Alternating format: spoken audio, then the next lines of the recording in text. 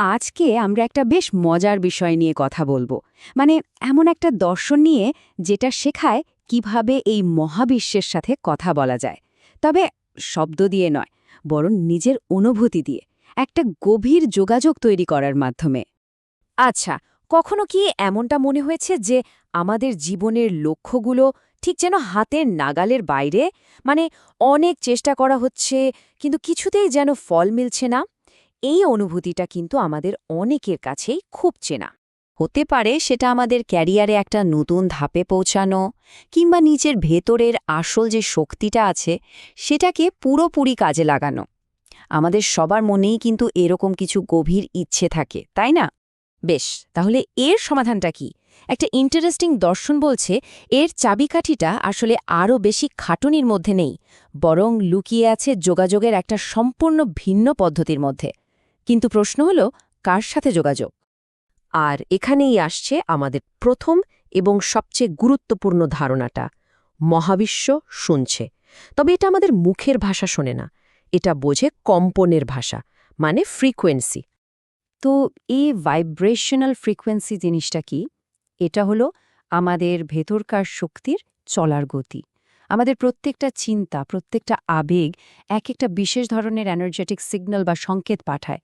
ভাবলে দেখবেন, কোয়ান্টাম ফিজিক্সও কিন্তু বলে সব কিছুই আসলে শক্তি, আর সেই শক্তি সব সময় কাঁপছে। এখন এই স্লাইডটা দেখুন, কি দারুণভাবে ব্যাপারটা বোঝানো হয়েছে।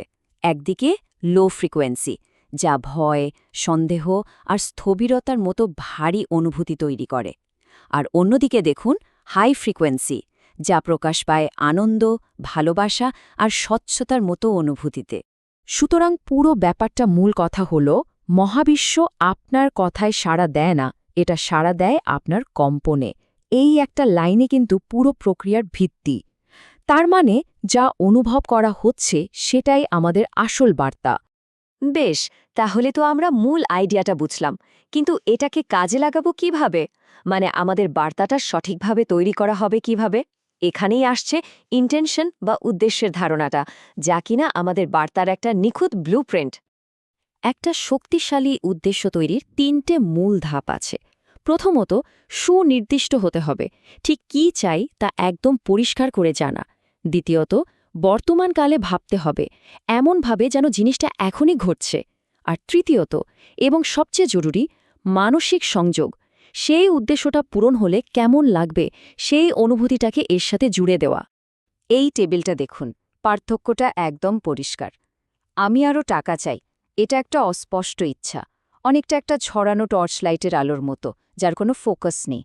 কিন্তু যখন বলা হচ্ছে আমি আমার সৃজনশীল কাজ থেকে প্রতি মাসে $10,000 পাচ্ছি, এটা একটা স্পষ্ট উদ্দেশ্য, একদম একটা ফোকাসড লেজার বিমের মতো, যা ঠিক লক্ষ্যে গিয়ে আঘাত করে।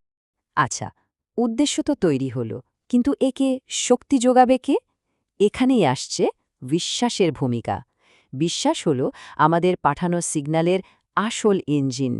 বিশ্বাস হলো সেই চৌম্বকীয় শক্তি, যা আমাদের ইচ্ছাকে চিন্তা থেকে বের করে এনে বাস্তব রূপ দেয়। একটা গভীর বিশ্বাস ছাড়া আমাদের উদ্দেশ্যটা কিন্তু শুধু একটা ইচ্ছাই থেকে যায়। আমাদের বিশ্বাসটাই ঠিক করে দেয় যে আমাদের সিগন্যালটা কতটা শক্তিশালী হবে। কিন্তু সমস্যাটা হলো, প্রায় আমাদের মনের গভীরে এমন কিছু সীমিত বিশ্বাস লুকিয়ে থাকে, যা আমাদের পথে বাধা হয়ে দাঁড়ায়। যেমন, আমি যথেষ্ট ভালো নই, বা সাফল্য তো অন্যদের জন্য, আমার জন্য নয়। এই ধরনের চিন্তাগুলো আমাদের কম্পনকে একদম দুর্বল করে দেয়। বেশ, একবার যখন স্পষ্ট উদ্দেশ্য পাঠানো হলো এবং তাতে বিশ্বাসও স্থাপন করা হলো, তখন শুরু হয় প্রক্রিয়ার শেষ ধাপটা। আর এটাই হয়তো সবচেয়ে কঠিন। আর তা হলো পুরো প্রক্রিয়াটার ওপর ভরসা রাখা। ভরসা রাখার মানে কিন্তু হাত পা গুটিয়ে বসে থাকা নয়। এর মানে হলো জোর করে কিছু করার বদলে ভেতর থেকে আসা অনুপ্রেরণা দিয়ে কাজ করা। দেখুন, জোর করে করা কাজ আসে ভয় আর অধৈর্য থেকে, কিন্তু যখন কোনো কাজ ভেতর থেকে আসে তখন সেটাকে অনেক সহজ আর আনন্দদায়ক মনে হয়। তো যখন মনে কোনো সন্দেহ আসবে তখন কি করার আছে? প্রথমত, বর্তমানে ফিরে আসতে হবে। দ্বিতীয়ত, উদ্দেশ্যের পেছনের কেনটাকে আবার মনে করতে হবে। আর সবচেয়ে গুরুত্বপূর্ণ হলো এটা মনে রাখা যে দেরি হওয়া মানে কিন্তু না হয়ে যাওয়া নয়। এই পুরো আলোচনার শেষে একটাই মূল কথা, আর তা হলো আমরা মহাবিশ্ব থেকে আলাদা কিছু নই, আমরা তারই একটা জীবন্ত প্রকাশ।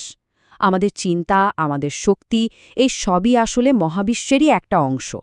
এই দর্শন অনুযায়ী মহাবিশ্ব কিন্তু সব সময় শুনছে।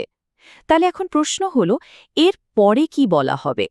আমাদের পরের বার্তাটা ঠিক কি হবে?